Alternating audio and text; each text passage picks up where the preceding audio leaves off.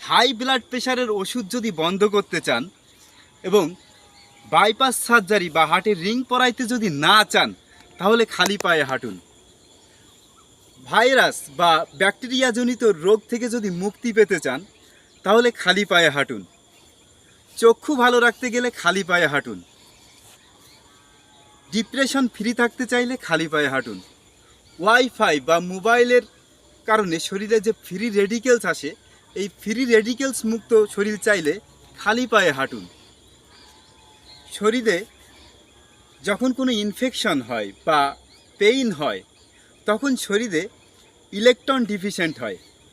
আপনি যদি খালি পায়ে হাঁটেন, তাহলে সাথে সাথে মাটির থেকে ইলেকট্রন আপনার শরীরে যায় এবং সাথে সাথেই পেইন কমে যায় এবং হিলিং শুরু হয়ে যায়। আপনি যদি সুন্দর সুস্থ সবল শরীর চান, তাহলে খালি পায়ে হাঁটুন, খালি পায়ে হাঁটুন, খালি পায়ে হাঁটুন।